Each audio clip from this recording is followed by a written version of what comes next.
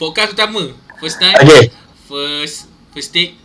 So kita doakan semoga kita boleh buat lama-lama, mungkin berjaya, kita tak tahu. Okay. InsyaAllah, amin. InsyaAllah, amin. Okay, hari ni first kita punya podcast. Okay, kita nak sembang sikit podcast SSD9 kita. Okay, kita nak sembang sikit benda-benda yang mungkin kita tak mencabar minda sebenarnya, tapi kita nak baginya ilmiah sikit. Dan kita nak usik juga isu semasa.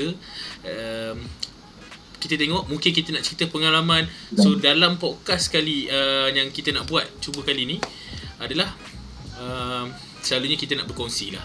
Okay, kita bukannya nak kritik kerajaan ke tak, kita bukannya pro vaksin ke anti vaksin ke tak, kita boleh cakap kita bebas lah. Okay, kita adjust kamera sikit sebab nampak bantal busuk kat belakang. Hari ni saya Azrul, so together with my good old buddies from college. Okay, kita ada Amirul Ashraf. Okay, dan kita ada juga Aizat Hamdan.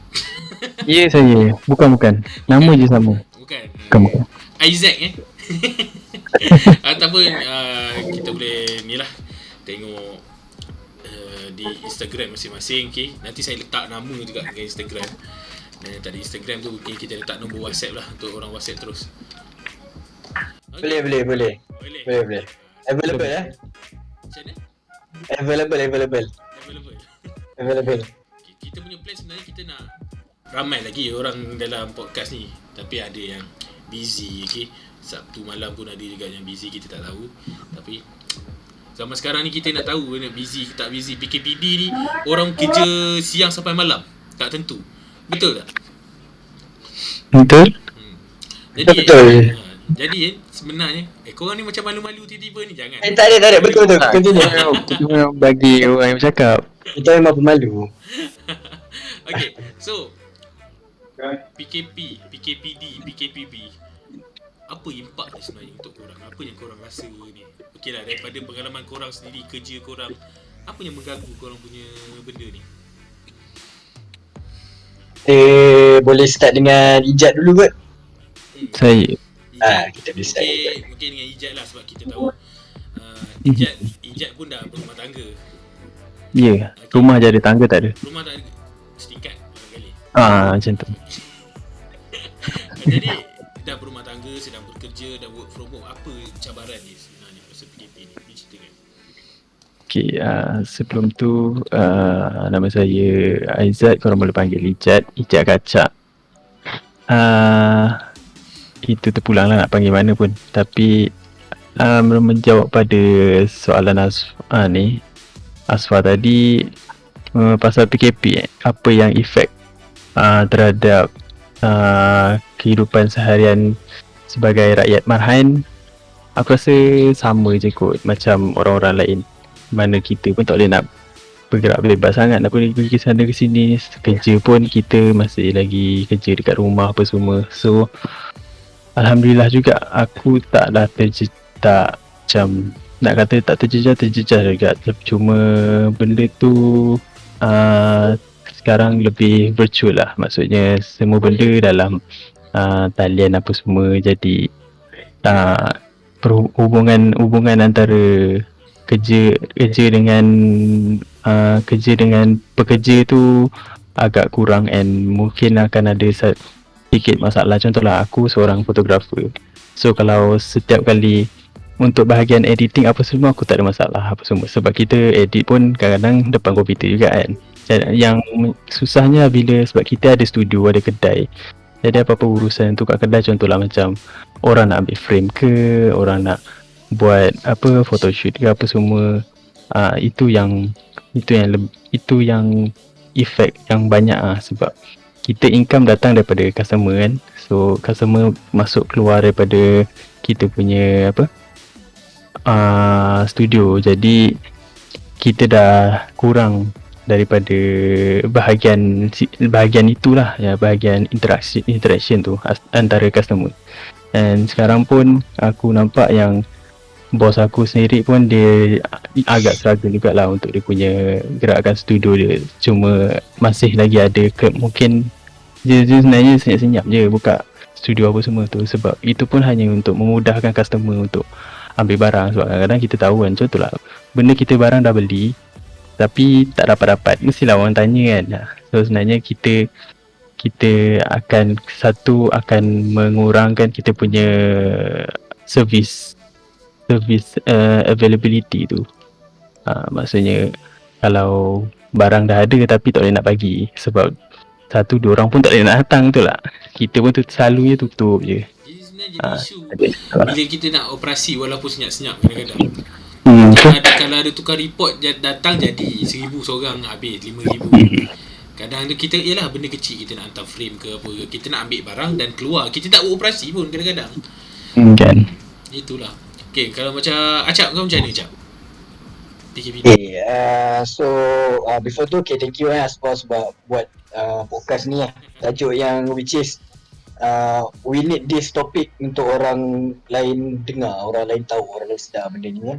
So kalau apa PKP effect kat aku kerja bahagian IT. So which is kalau kita tanya semua orang pun during this PKP memang IT department yang paling ada peluang lah nak bekerja. Since bila PKP orang belajar online, study online kan.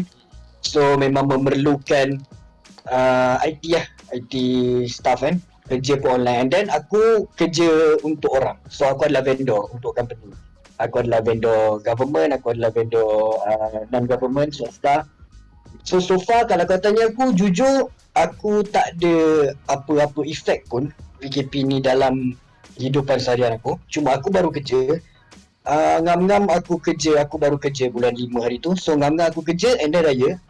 Ngam-ngam tak raya tu PKP start betul kan. So apa yang susah untuk aku is aku susah nak get along dengan benda baru. Sebab aku baru kerja kan, baru start kerja. So aku kena belajar benda baru, aku nak kena jumpa orang baru kan. So aku mostly aku tak kenal sangat pun budak-budak office aku. Since aku just ada kat situ seminggu, and then masa aku ada seminggu tu pun tak semua masuk office sebab kerajaan pun dah tetapkan 60% je yang boleh kat office kan. So masa seminggu aku kat office tu pun ada 40% lagi budak office aku yang tak kerja kat office, kerja kat rumah. So aku memang tak kenal. And then after 1 week aku kena work from home. So semua benda aku kena belajar sendiri, tanya senior. So kalau kau tanya aku personally, PKP tak affect life aku sangat, cuma affect cara aku bekerja. So yes, buat life aku susah. Aku nak kena study semua benda sendiri. Tu je lah untuk life aku buat masa ni. So kita ada lagi seorang, kita punya panel baru masuk. Okey, sekarang kita tengah berbincang pasal PKPD, apakah efek kepada rakyat Marhain. So kita tengah tanya personally lah.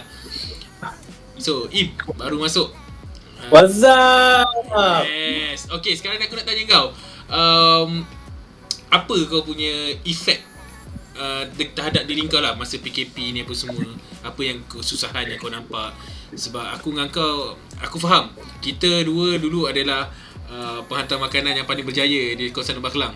Wow. So sekarang ni efek kau pindah kat Johor apa semua, apa efeknya? Apa dia? Tak dengar. Apa efek PKPD dan PKP semua ni pada kau sekarang ni? Aku boleh kata kalau dulu aku buat grab food dekat area Tebrau, IKEA Tebrau tu, kalau satu hari boleh dapat average bukan selalu lah, tapi average aku boleh dapat dalam 100 hingga RM150. Tak ingat berapa order grab food. Kerja daripada pukul 10.30 pagi sampai pukul 7, 6.30 petang, pukul 7. Tapi biasanya memang 6 ke 6.30 tu memang aku dah balik lah. Tapi kalau sekarang aku buat grab food waktu yang sama, aku dapat satu order. Itu memang wow. Satu order saja? Ya, satu order satu hari. Apa kau rasa efek punca yang dapat satu order? Kalau dulu dekat IKEA Tebrau tu, aku boleh kata kalau bukan peak hour lah, kiranya lepas waktu lunch, sementara tunggu pukul dinner rush tu, aku boleh kata dalam maksimum 5 biji motor lah yang bersidai. Itu pun sebab tutup Grab, nak lepak-lepak, nak isap rokok dulu. Tapi sekarang aku boleh kata diorang sentiasa on Grab. Minimum ada 20 biji sadai. Masih on account, masih on tapi sadai. Sadai. Kental lah. Takut sebenarnya kita jenis makan gaji ke jenis ikut order pula kan. Aku pernah faham perasaan tu dulu tahun lepas. Okay, kita go back. Okay, kita tanya balik, PKP, PKPD semua ni berjaya atau tidak sebenarnya? Ijat, macam mana? Pendapat kau? Bagi aku berjaya ke tak? Buat masa ni aku kira dulu aku kira macam mana macam sentiasa catch up dengan informasi and semua data-data daripada KKM apa semua. So yang PKP yang first tu aku boleh katakan tu kira berjaya lah. Memang fully efektif habis lah. So bila dah berpindah pada PKP 2, aku tak nampak benda tu macam berhasil sebab sentiasa ada peningkatan apa semua, terutamanya dekat tempat-tempat yang padat lah, contoh macam Johor, Selangor, KL apa semua tu.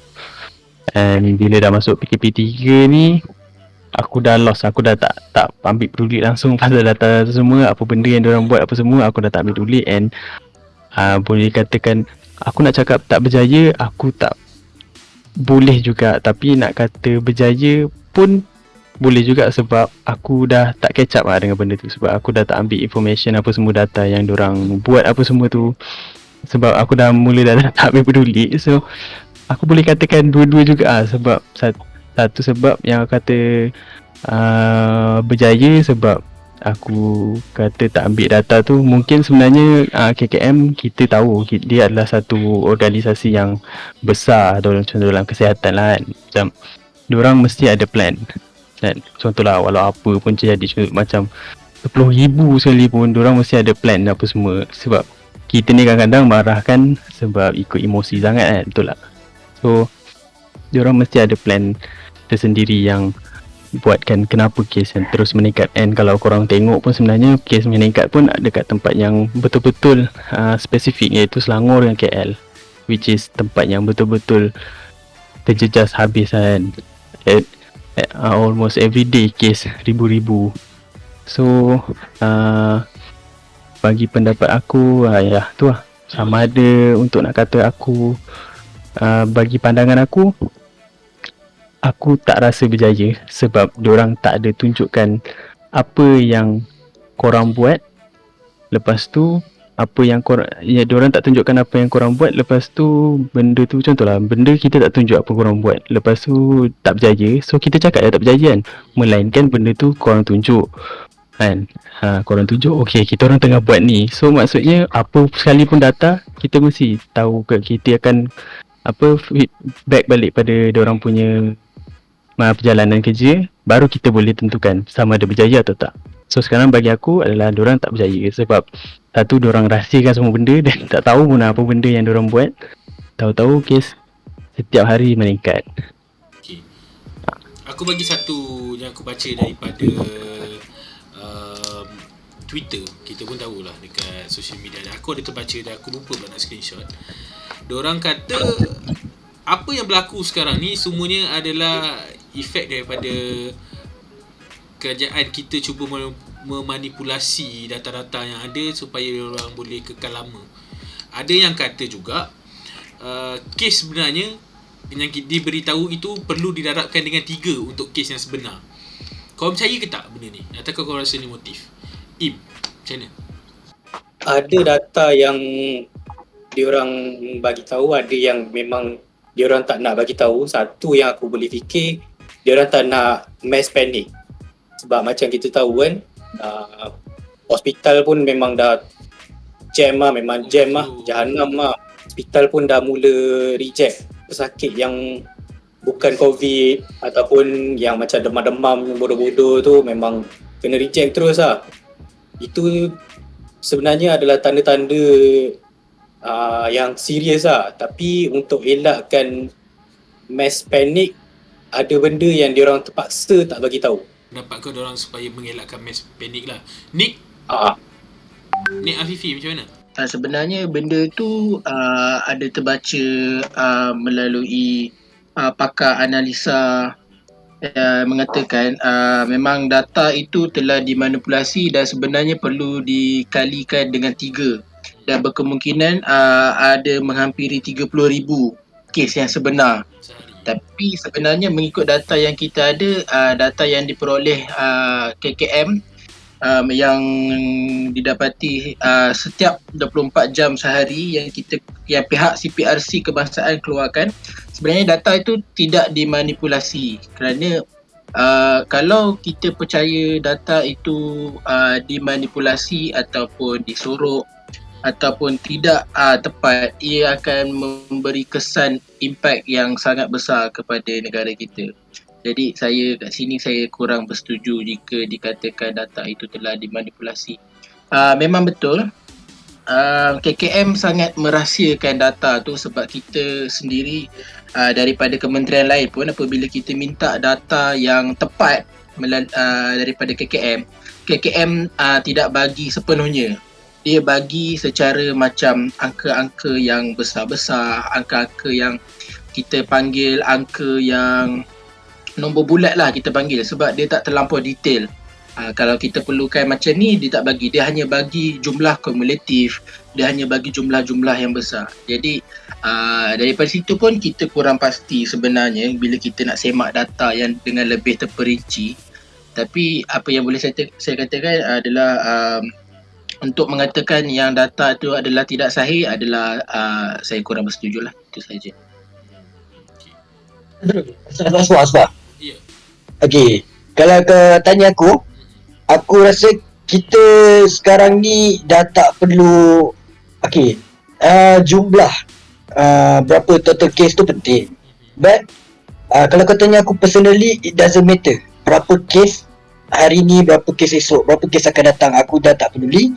But we are living in fear. So sekarang ni kita hidup dalam ketakutan. Ada yang hidup dalam ketakutan, ada yang hidup dalam ketakutan COVID-19, ada yang hidup dalam ketakutan mati, ada yang hidup dalam ketakutan family nak bagi makan, anak bini nak bagi makan. Ada yang tak pedulilah COVID ni, as long as anak bini dapat makan. Ada yang macam tu, sampai macam tu. Ada yang kita kena juga ni, langgar PKP, langgar SOP sebab nak bagi anak bini makan, nak survive. So berapa total jumlah tu KKM nak palsukan ke ataupun kali 3 ke kan, kita tak ada hak nak tentukan benda tu betul ke salah. Kita tak boleh buat decision benda tu. So point aku is pihak-pihak yang berkuasa lah, government kan, aku boleh kata government lah sebab government yang ada kuasa sekarang, kena cuba cari jalan untuk buat kita hidup bukan takut dengan SOP, kita kena takut dengan COVID-19. Sebab sekarang ni aku nampak mostly kalau kau cerita past few PKP 1.0, yes kita memang takut COVID. But now kita tak takut COVID, kita takut dengan SOP, kita takut dengan denda, kita takut dengan undang-undang sekarang. So apa yang kita perlu, sebab tu orang tak peduli, orang ambil mudah pasal COVID, pasal vaksin ni, sebab orang tak takut dengan COVID, orang takut dengan undang-undang, orang takut dengan denda lagi. So kita kena cari jalan untuk bagi orang rasa ambil tahu pasal COVID, daripada kau takut nak hadap dunia ni, hadap life. Tapi benda tu sama ada orang-orang macam kita yang patut bagi kesedaran ni, or government kena ambil buat something lah. Kita tak tahu kan, diorang yang ada kuasa, apa-apa je lah diorang boleh buat. Aku menarik juga tadi sebenarnya dengan kau cakap takut untuk hidup, takut untuk ni. Kesusahan aku rasa untuk now PKP sangat-sangat berganggu ekonomi negara maupun ekonomi semua orang, sebab bisnes tak boleh operasi. Tak semua kedai makan boleh buka macam biasa. Macam dekat Selangor, aku sendiri kat KL, hari tu dah kedai makan boleh buka pukul 10, tiba-tiba kena buka sampai pukul 8 balik.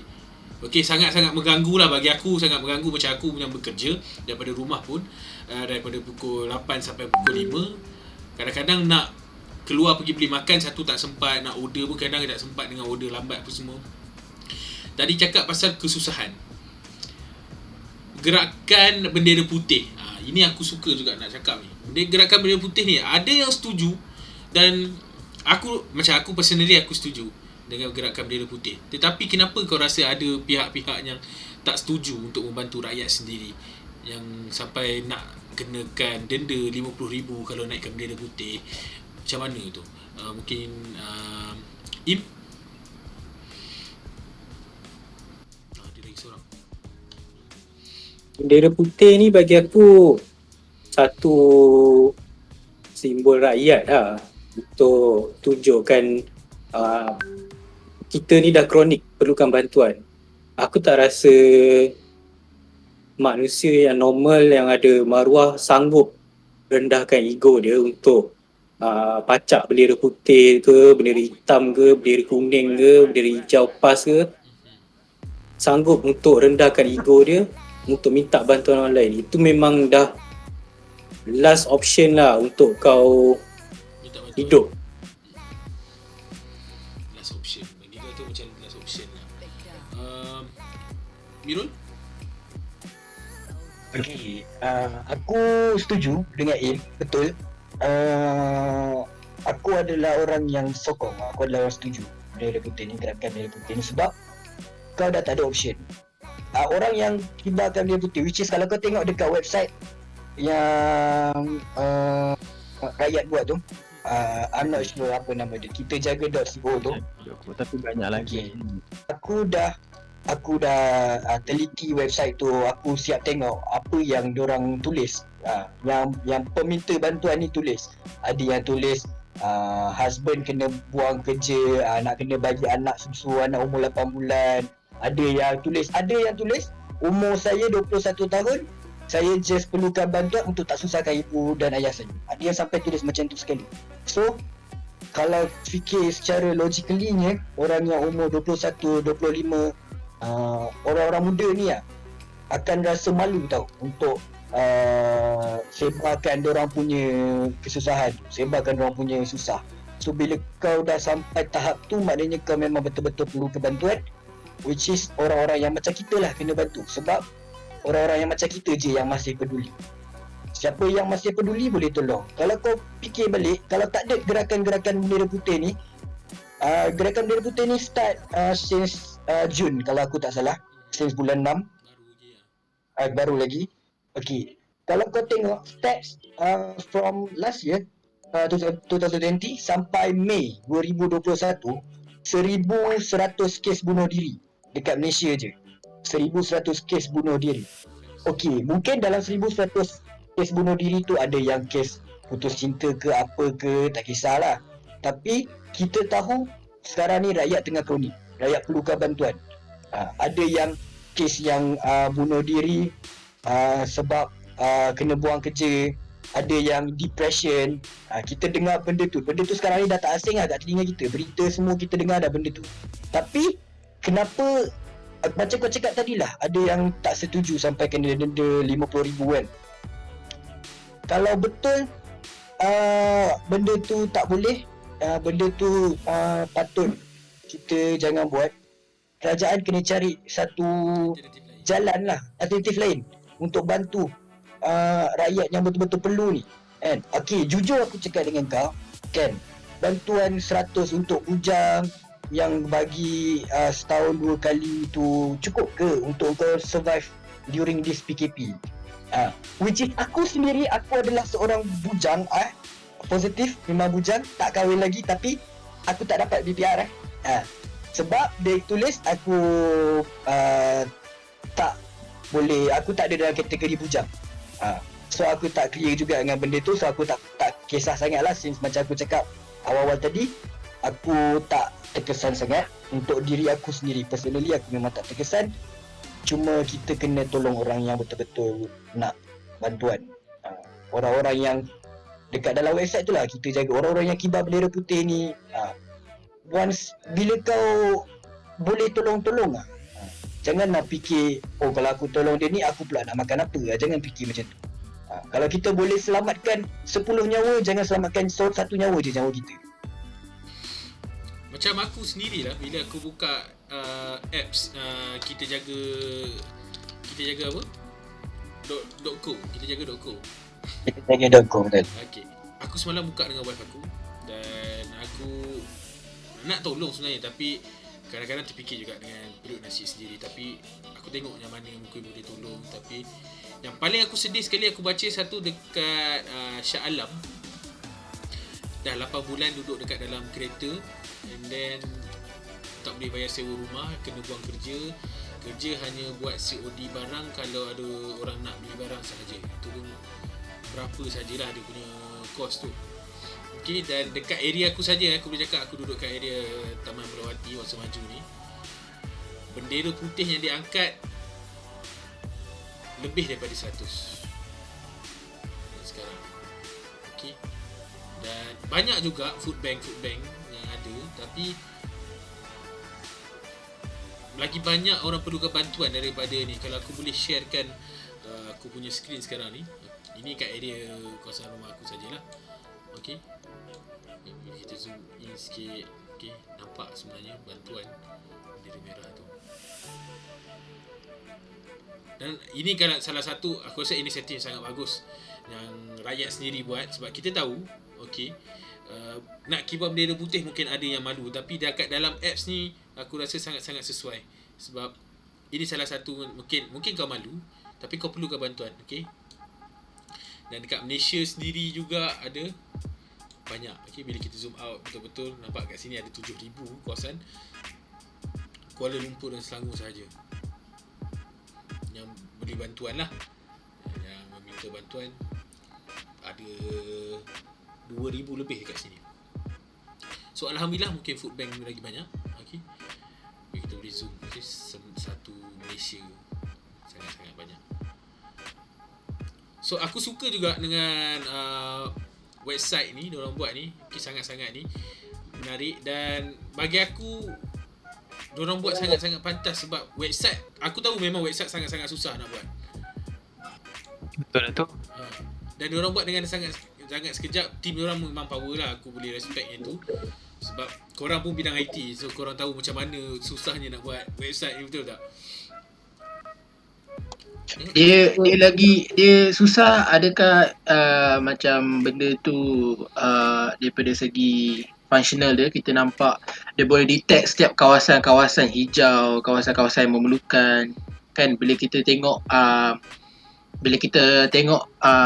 website aplikasi kita jaga.co tu, setiap hari kita boleh nampak makin lama makin ramai tanda-tanda spot orang meminta bantuan. Mula-mula hari ni kita buka ada 10 dalam kawasan ni, esok kita buka ada 15, lusa kita buka ada 20. Jadi benda tu sebenarnya kita boleh baca, apps tu sangat memudahkan dan sangat berkesan sebenarnya untuk pengguna, lebih-lebih lagi orang yang tergolong untuk meminta bantuan. Okay lah, kita buka satu lah dulu, kita tengok kita tengah review ni, kita buka satu area. Kita sebenarnya kat KL ni orang cakap kawasan bandar, tapi kat bandar pun banyak juga. Okey, kita buka satu kat sini, nampak contoh kat sini, memerlukan barangan dapur. Okey, yang ni saya memerlukan kewangan sikit kerana saya baru kehilangan motor saya, nampak? Tengah rusing sebab motor tak ada, nak pergi kerja dengan belanja tak ada. Pendapatan saya kurang, mempunyai 4 orang anak, hutang rumah, api air tak terbayar lagi. Saya betul-betul rusing sangat, tak tahu nak buat apa, nak pergi kerja tak tahu macam mana. Dengan anak lagi 4 orang, bapak diorang tak tahu macam mana, hilang sikit pun tak memberi duit apa lagi. Tengok keadaan anak langsung tidak. So mungkin yang ni kita tengok kat sini, ibu ni lah, suri rumah tangga. So kita sebenarnya risau kalau aku baca macam ni kan, dia rusing. Benda ni boleh membawakan ke satu penyakit yang mungkinlah mental, mungkin boleh bagi aku, kalau aku sendiri, aku rasa mental aku akan koyak. Kau rasa macam mana? Betul. Mental koyak. Okay, before tu big thanks to Teratotech, Reza Razali and team sebab sukses buat website ni, sistem ni yang betul-betul sangat-sangat membantu lah. Okay. So Kita kreditkan nanti. Jangan risau. yes, betul. Okay, and then bagus sekarang bila kau tunjuk balik skrin ni, food bank lagi banyak sekarang. Lain daripada apa yang aku tengok past few days. Memang food bank sangat-sangat kurang.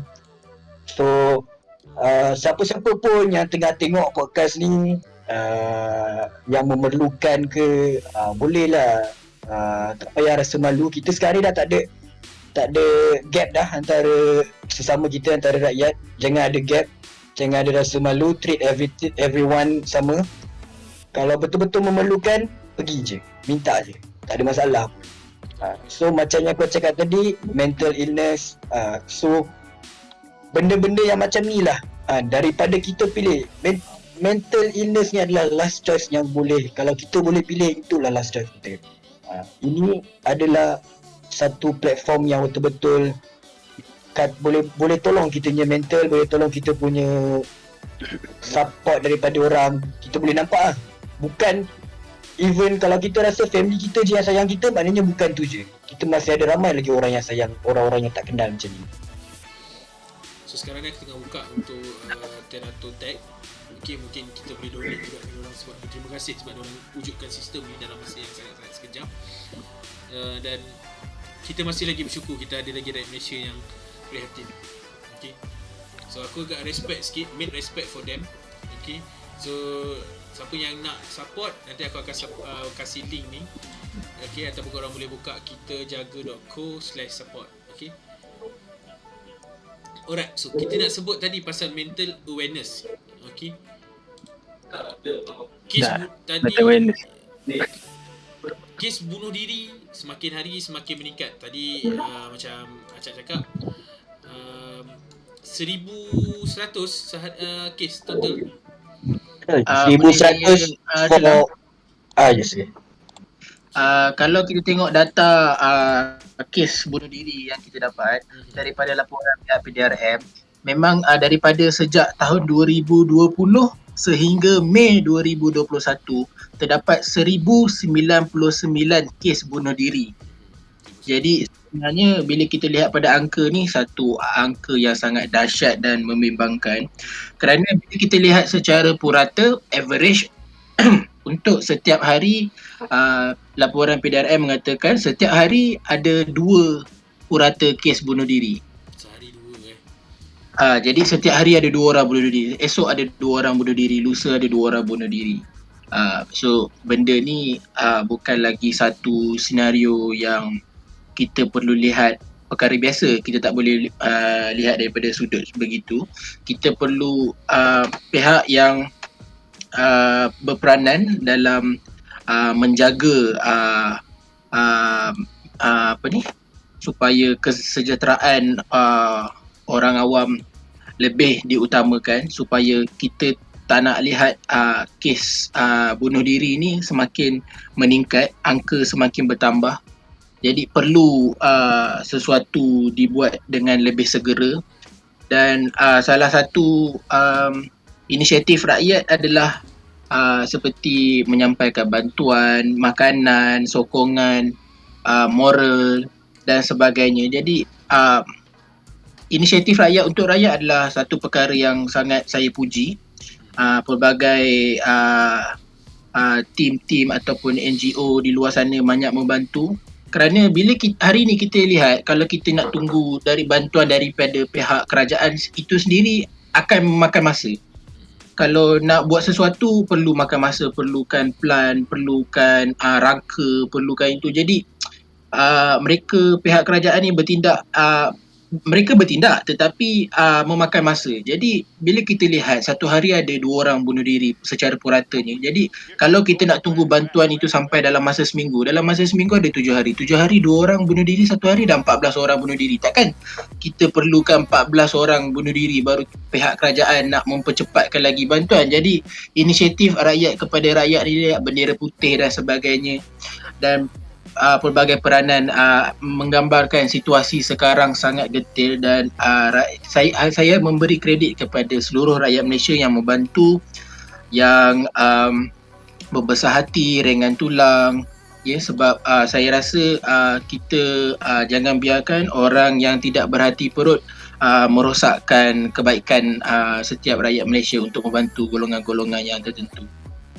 Okay. Alright. Kerana kita bersembang lagi pasal mental awareness, aku bagi satu statement, okay? Dan aku nak tanya korang setuju atau tak statement ni. Rakyat Malaysia masih lagi belum peka dengan mental awareness. Setuju atau tidak? Setuju. Betul? Setuju. Setuju? Aku pun setuju, tapi kita ambil pendapat daripada seorang-seorang lah, perlu daripada Im. Lepas tu kita turun ke bawah. Kira Im, pendapat mental awareness orang tak. Malaysia tak peka lagi dengan mental awareness. Setuju ke? Bagi aku, kalau kau nak kata orang Malaysia tak ada langsung mental health awareness ni, tak juga, sebab benda ni untuk generasi 30, aku boleh kata 30 tahun ke bawah lah, mungkin boleh tarik sampai 40 belia. Kita dah makin ada awareness sebenarnya. Kita cuma nampak orang yang tak ada awareness ni daripada golongan ibu bapa kita. Bukan nak kata dia orang tak aware, tapi dia orang tak diajar benda, Tak diajar. so kalau kau nak kata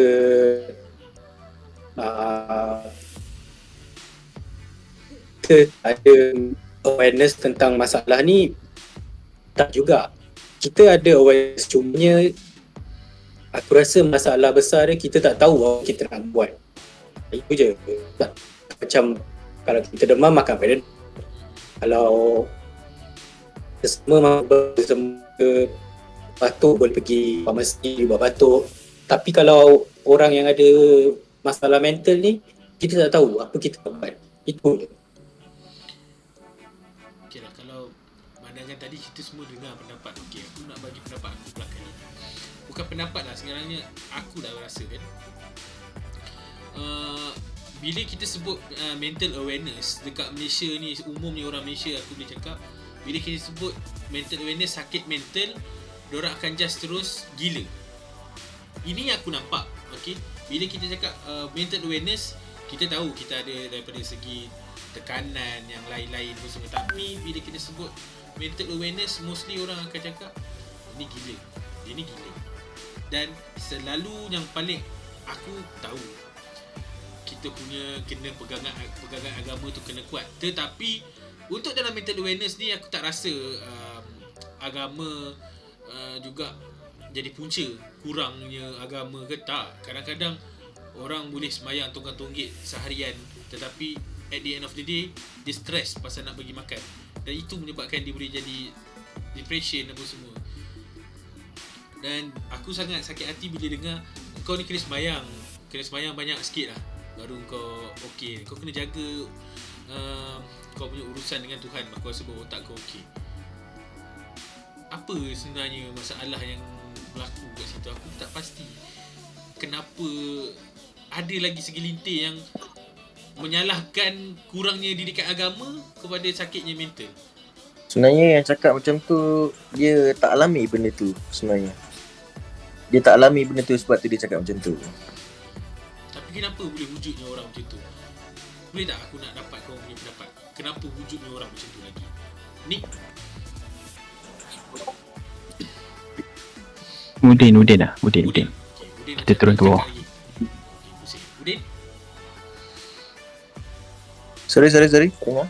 Apa Hello? kau rasa puncanya masih lagi ada orang yang berfikiran masalah agama untuk punca masalah mental? Sebenarnya diorang ni mostly diorang tak peka dengan apa itu mental awareness. Diorang tak tahu apa maksud mental awareness. Seperti yang kau cakap tadi lah. Semua orang akan cakap mental awareness ni, okay, kau ni gila lah.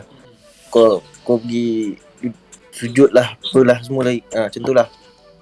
So bagi aku, benda macam ni kita kena spread awareness lah di sini. So bagi orang semua tahu, faham. So diorang tak akan judge orang tu. Itulah pendapat aku. Ijat? Ya, saya Kau pula apa pandangan kau?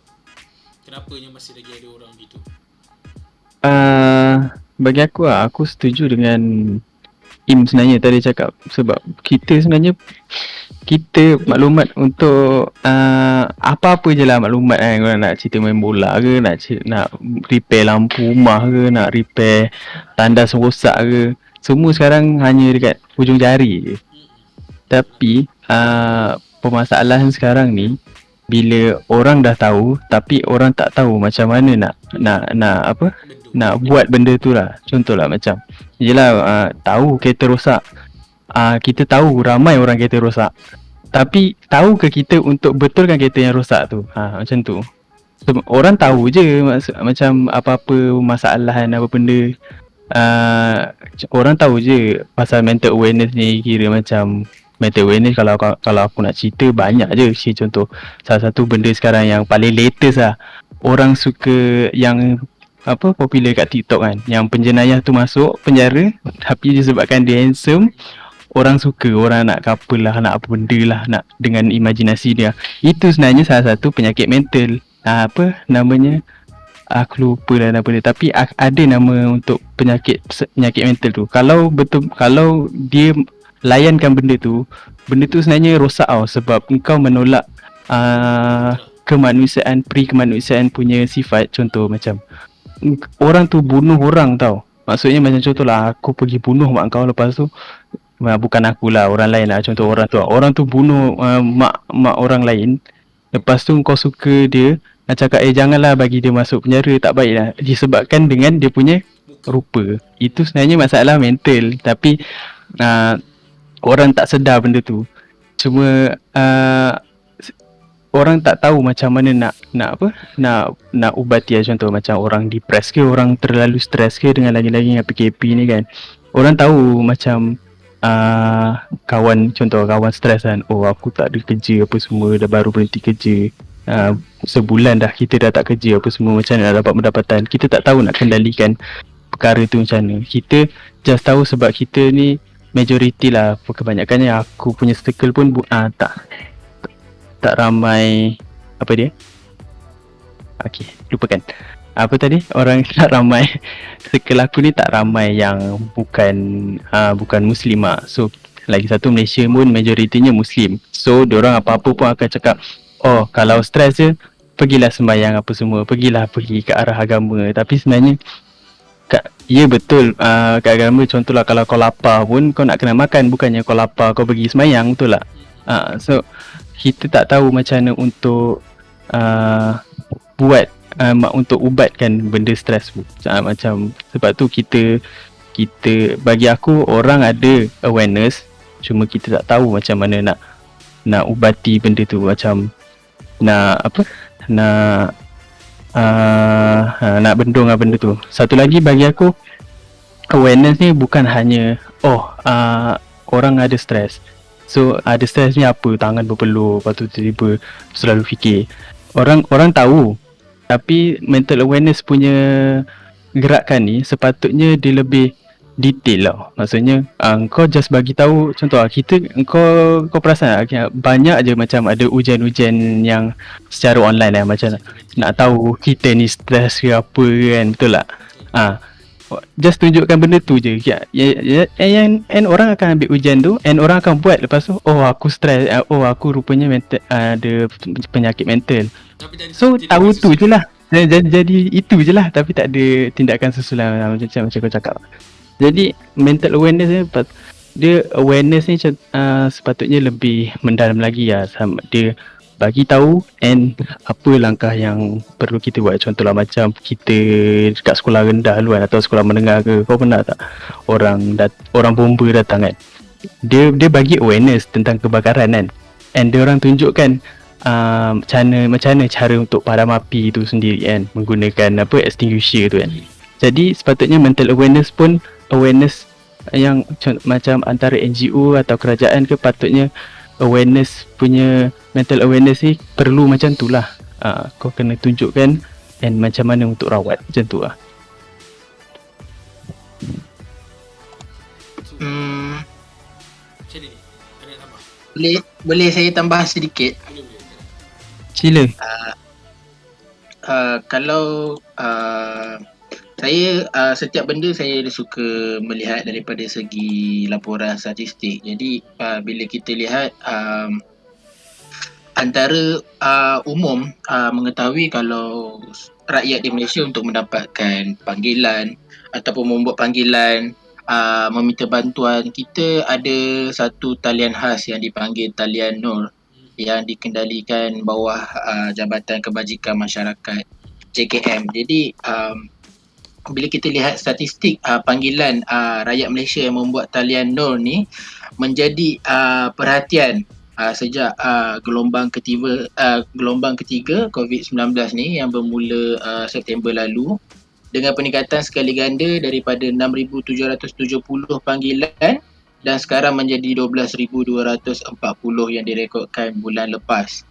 Jadi bila kita lihat memang peningkatan itu tinggi dan dikatakan kebanyakan panggilan dibuat adalah disebabkan memerlukan bantuan makanan, itu yang paling tinggi, dan yang kedua adalah disebabkan antara hubungan pasangan suami isteri.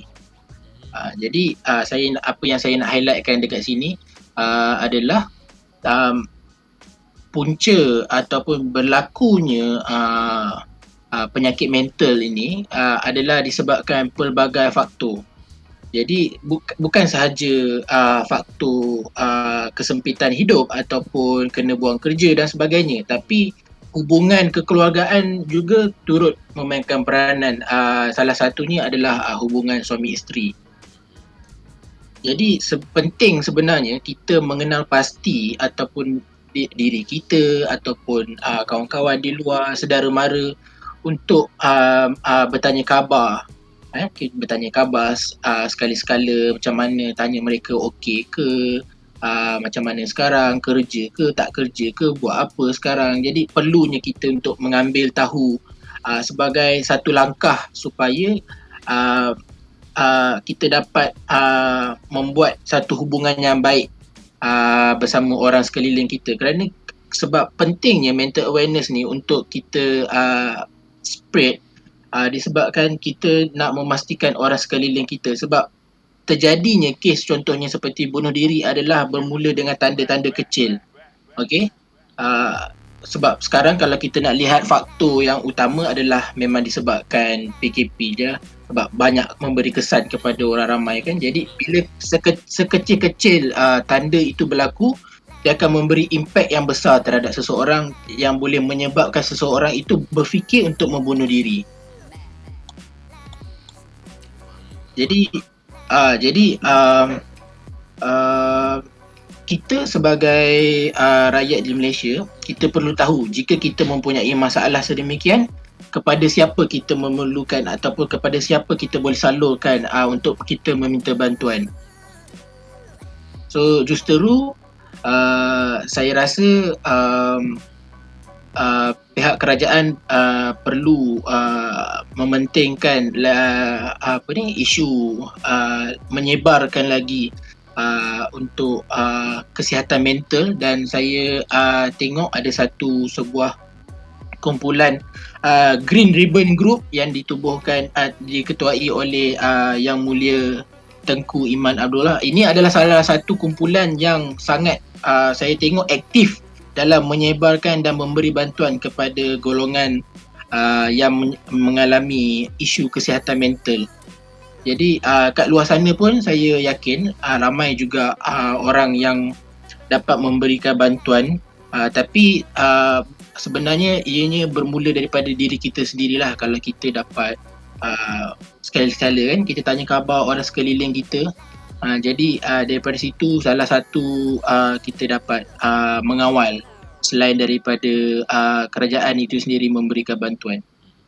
So aku dapat rangkumkan kat sini, selain daripada kalau siapa yang tengah tengok sekarang ni, kena nak cakap siapa yang tengah tengok podcast atau dengar podcast sekarang ni, if you have any problem, seek for help. Yep, Jangan betul. risau, jangan risau, orang takkan judge, minta tolong bantuan.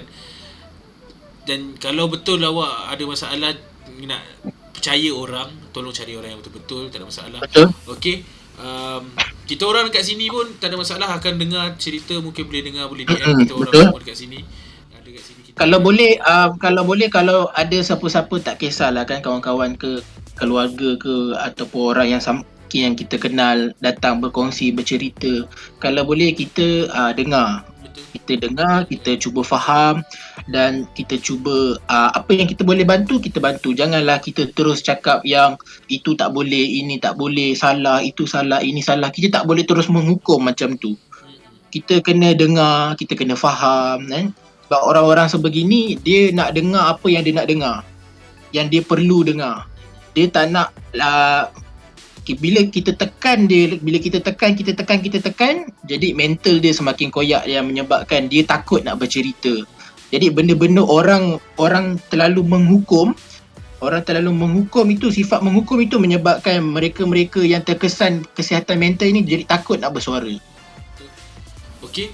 So, saya nak tutup untuk mental awareness ni. Okey. Ada. Okay, aku just nak tambah sikit lah macam yang kau tanya tadi kan, kenapa masih ada orang bila kita cakap dengan dia kita ni tengah depressed, kita tengah sakit lah kan, tapi ada orang yang mostly Malaysian akan cakap banyakkan solat kan. Aku tak deny benda tu, yes. Kita kena dekatkan diri dengan pencipta, sebab dari mana datangnya susah, dari mana datangnya senang, daripada dia jugalah. So kita kena dekatkan diri dengan pencipta. But kita orang-orang yang depression, orang yang memerlukan ni lah, orang-orang yang memerlukan ni, dia bukan cuma perlukan support daripada percakapan, they need support moral, support fizikal kalau perlukan bantuan kan. Kalau macam orang, contoh orang datang kat kau depressed, aku depressed lah, aku nak kena fikir duit untuk anak aku lagi, duit family lagi kan. Takkan kau cakap okay, pergilah banyakkan sembahyang kan. Tak, sepatutnya kau adalah orang yang dihantar oleh Tuhan untuk mendengar apa yang dia nak cakap, untuk mendengar apa yang dia nak mengadu. So tolonglah buka hati kau untuk willing to help, untuk tolong. Sebab Tuhan dah hantar kau, tolong fikir yang okay, Tuhan dah hantarkan aku jadi asbab untuk dengar dia ni punya masalah. So motif aku dihantarkan, sebab aku dihantarkan oleh Tuhan adalah untuk aku bantu dia. Tuhan tak jumpakan kita ni sia-sia, Tuhan tak jumpakan kita ni suka-suka, mesti ada sebab. Sama ada kau perlukan aku ataupun aku perlukan kau. So bila orang susah, tolong fikir macam tu, and then kita tolong. Kalau kita tak boleh tolong banyak, kita tolong sikit. Kalau kita pun tengah susah, kita tolong. Guna ayat tolong tu. Kalau kita dalam dompet ada RM10, kita nak makan untuk hari ni, orang lain cakap dia tengah susah, kita bagi dia RM2, RM3, at least dia pun boleh makan. Macam mana kita makan. Itu pendapat aku lah.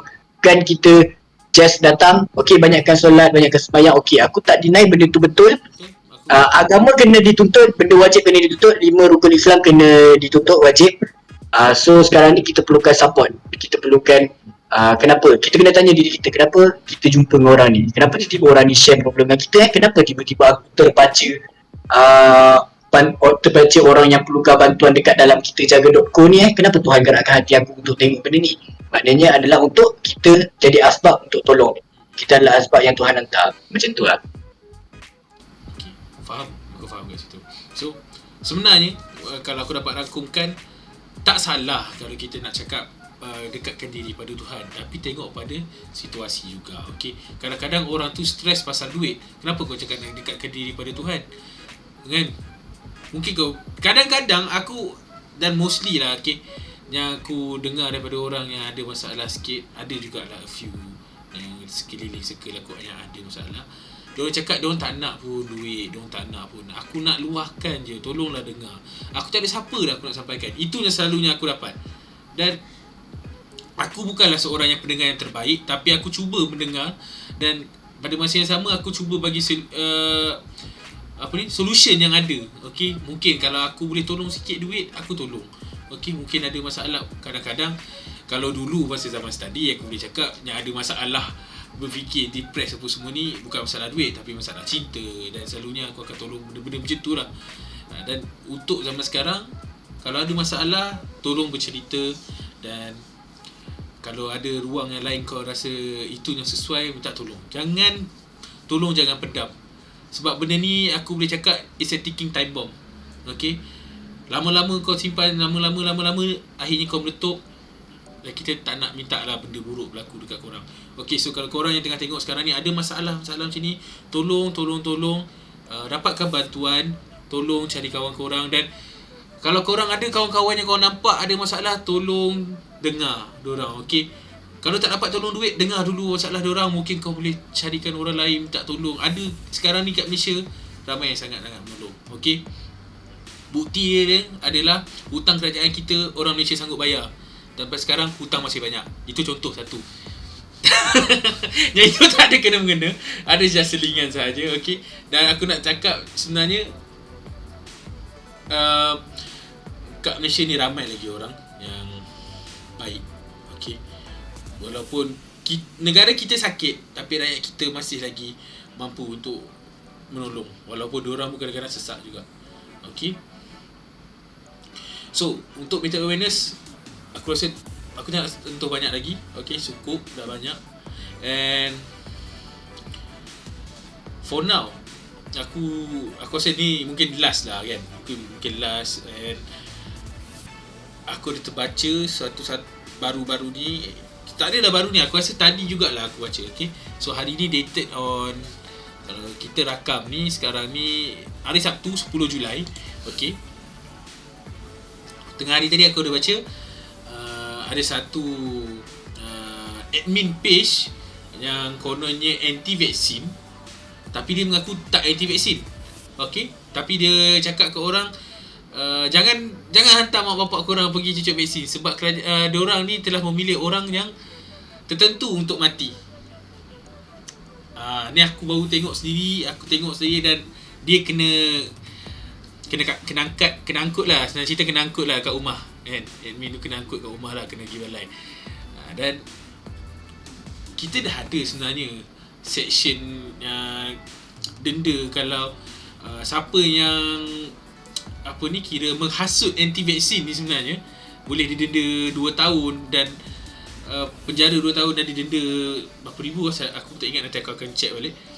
Dan hantar tu ada, dan gambar pun dah ada, dan memang betul lah sebenarnya. So aku nak cerita pasal anti-vaksin. Topik ni sakit sebenarnya, anti-vaksin, flat earth society. Aku rasa benda ni aku tak rasa aku di pihak yang benar. Okay, tapi aku tahu apa benda yang benar bagi aku. Dan okay, kita go balik.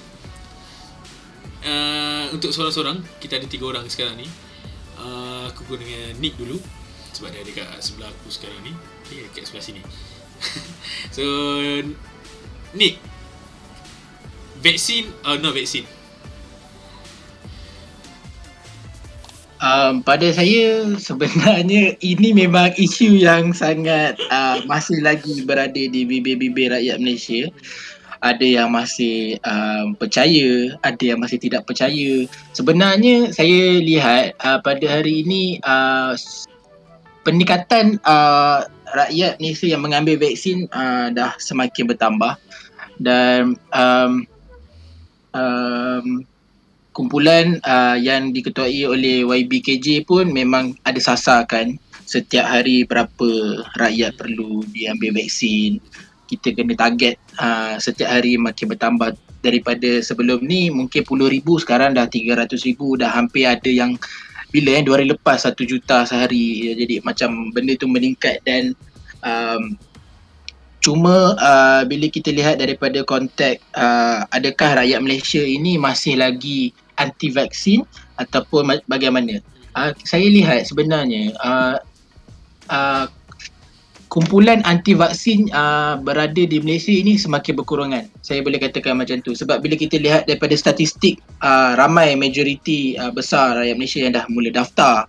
Tetapi sebenarnya dia menjadi isu adalah rakyat Malaysia sebenarnya dia bukan anti vaksin tapi dia takut nak ambil vaksin tu kerana mendengar cerita-cerita yang orang kata side effect yang berlaku.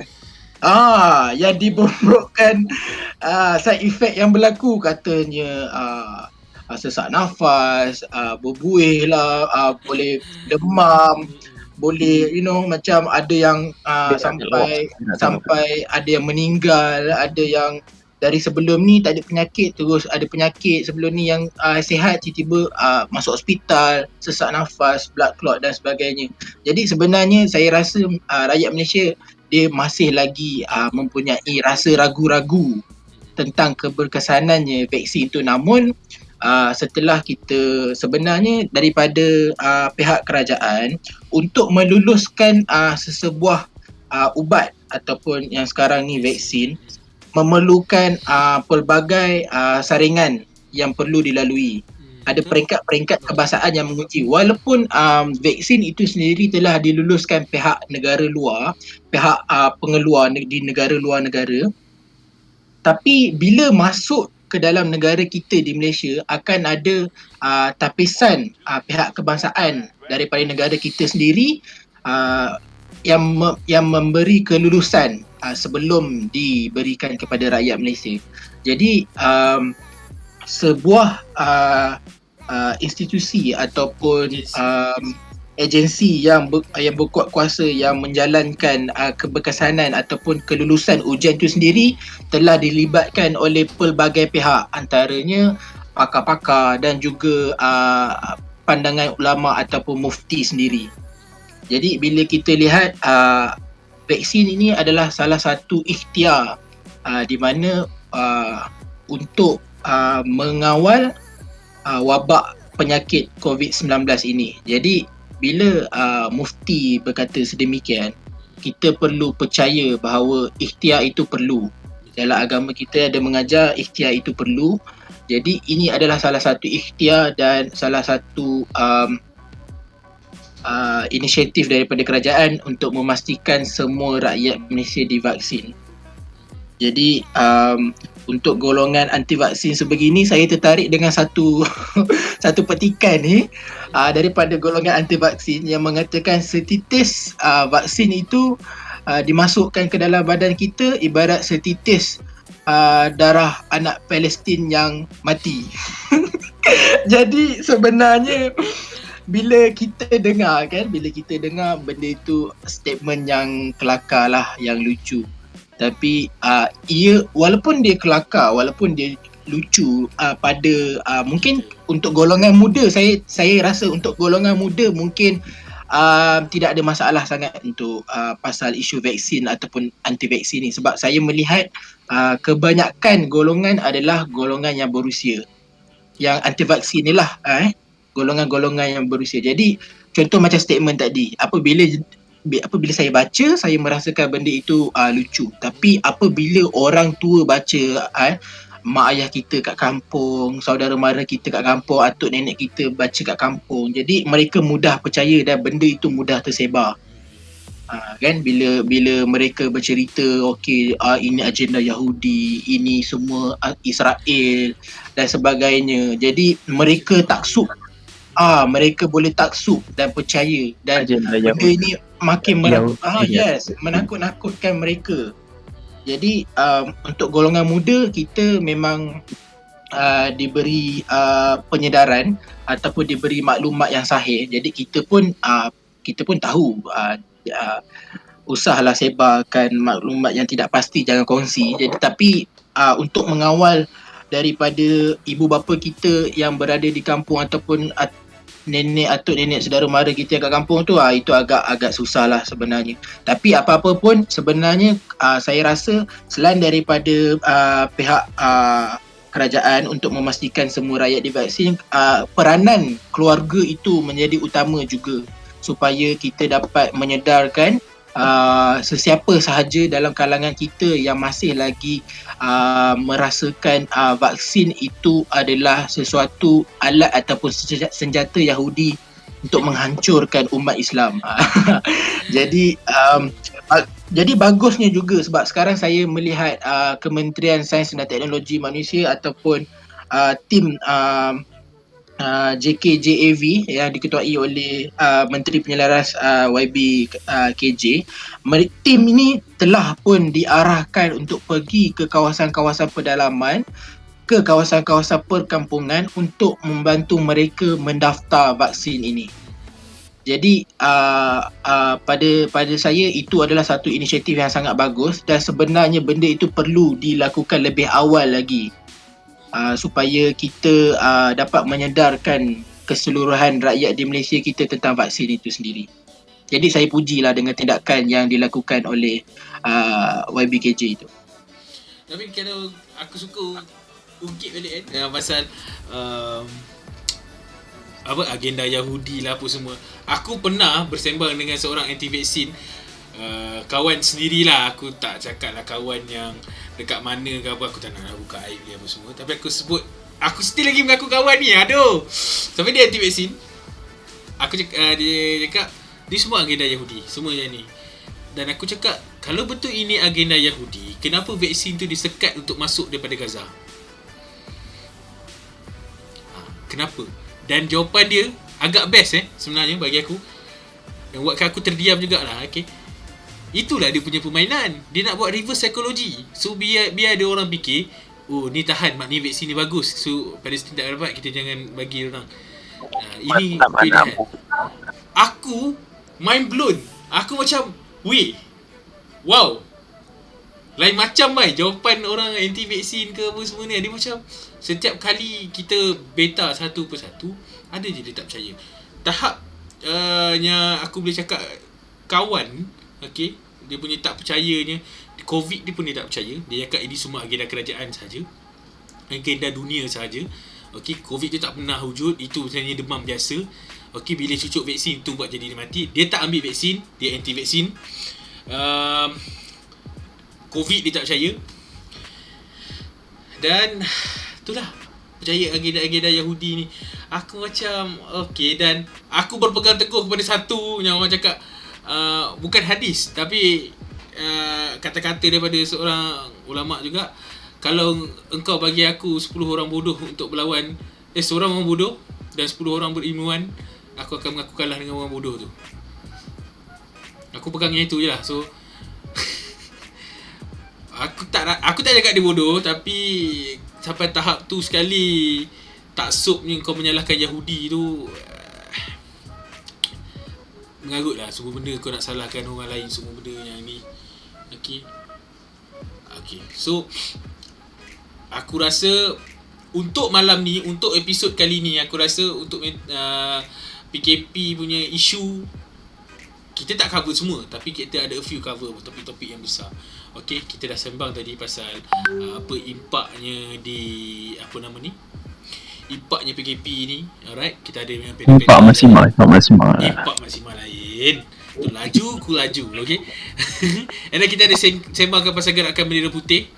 And then kita sembang juga pasal mental awareness. Dan yang terakhir tadi kita sembang pasal anti-vaksin dengan pro-vaksin. Itulah. Aku macam nak tambah sikit pasal anti-vaksin ni. Okay, silakan. Sikit je. Bagi aku anti-vaksin ni dia hanya golongan minoriti. Kau tak perlu ambil berat sangat lah pasal benda-benda golongan benda-benda macam ni lah. Sebab diorang akan ada dengan kepercayaan diorang, and kita still dengan kepercayaan kita, which is benda tu betul lah kan. Tapi bagi aku anti-vaksin ni just minority je. Kau tak perlu ambil benda tu serius sangat. Kalau bagi aku suka dengar dengan orang-orang yang macam ni, sebab best tau. Sebab kita, setiap orang ada kita punya view. Kau faham tak? Maksudnya setiap orang. Sebab aku masih lagi, aku dulu memang suka layan benda-benda yang sampai ada satu buku tu aku baca sampai habis kot, pasal konspirasi Illuminati apa benda semua. Aku memang segala haram jadah lah konspirasi, aku tahu lah apa orang akan cerita pasal konspirasi. sampai bila dah besar ni aku macam oh cerita ni ada lagi macam tu aku just layan dia sebab benda tu kita nak tengok point of view orang satu je. Kalau dia anti vaksin, aku cakap dengan dia satu je. Kau percaya tak bumi ni lepeh? Kalau dia cakap tak percaya, aku mampu kau lah. Sebab patutnya orang yang persuka teori ni, dia kena percaya semua benda. Sebab kita percaya sains dengan bukti sains dengan agama tu tak lari kan. Kita still berkait. Kalau dia just tiba-tiba cakap kau anti vaksin, lepas tu tapi kau tak percaya bumi lepeh, pergi main jauh-jauh. Aku malah nak borak dengan kau. Sebab bagi aku memang suka yang orang ada bermasalah lah sebenarnya. Ni aku suka tengok dia orang punya pandangan je macam tu lah. And satu lagi satu benda yang aku pegang kalau contohlah kalau kau berdebat dengan orang anti vaksin ni kan, satu je contohlah betul-betul lah kau nak berdebat kan, sebab aku pernah je berbual dengan orang anti vaksin ni kan, yang dia betah aku betah, dia betah aku betah. Aku bagi satu cadangan. Dalam satu perbincangan akan ada satu penyebab untuk sebuah perbincangan tu, iaitu seorang bercakap, seorang mendengar. Kalau kau cakap dia tak dengar, tak payah, itu bukan perbincangan. So kau terus caw daripada tempat tu. Kalau betul-betul kau cakap dia dengar, okay, let's kita bincang, let's kita debat lah. At least dua-dua, kalau aku cakap dia dengar and dia cakap aku dengar, so akan jadi satu bincangan. Kalau aku cakap dia tak dengar, tak payah bincang, tak payah borak, kau caw je, tak payah nak sekejap buang masa tu, serius. Tapi kelakar sebenarnya.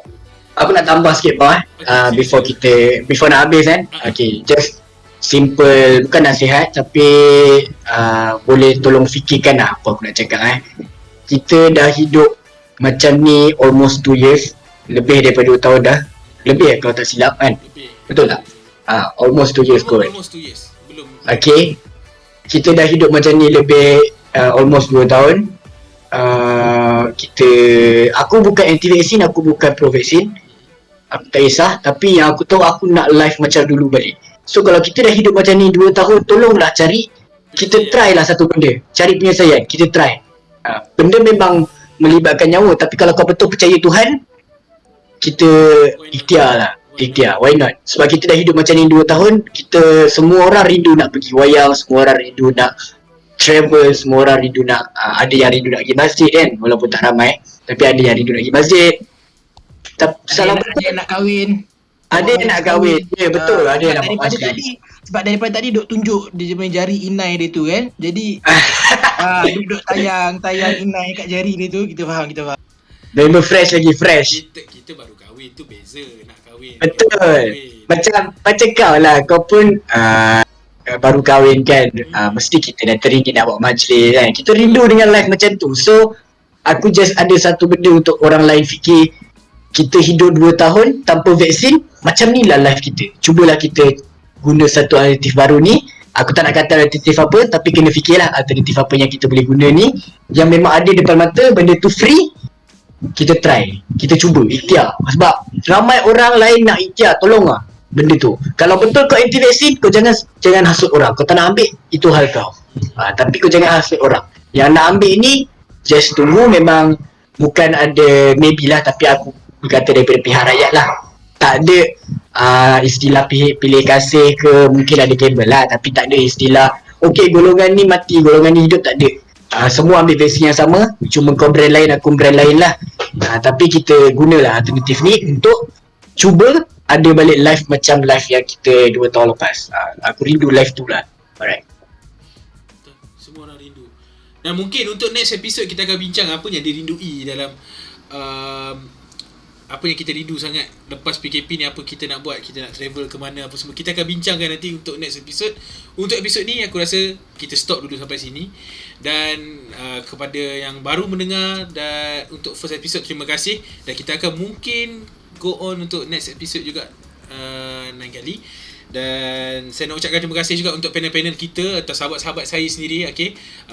Amirul Ashraf, okay, Aizat, Nick, kerana sudi untuk join kita punya ni. Dan kita tadi ada juga Im, udah join masuk, okay. So terima kasih banyak-banyak. Any last word guys? Alright, thank you Paul sebab buat this podcast. It's a good alternative untuk bagi orang lain sedar. So thank you sebab invite aku. So hope lepas ni podcast yang after this tajuk-tajuk baru pun kau boleh invite aku lagi lah. And so aku harap pun orang lain pun suka lah dengar podcast ni. Bukan sebab kau betul-betul minat, kau betul-betul rasa podcast ni best tak, tapi sebab kau perlukan kesedaran tu. Semua orang perlukan kesedaran tu. So thank you Aspa sebab buat podcast tajuk ni. Is a good alternative lah. Sangat-sangat bagus. Thank you. Alright, saya ringkas je. Jadi sebenarnya saya suka bila kita berbincang ataupun mengupas isu macam ni. Jadi benda ni pandangan masing-masing, pandangan peribadi. Saya pun bercakap atas pandangan dan apa yang saya rasa. Jadi apa yang korang rasa itu pandangan korang. Okey, kita boleh bincang bersama. Kalau korang nak komen ke apa lepas ni ke boleh.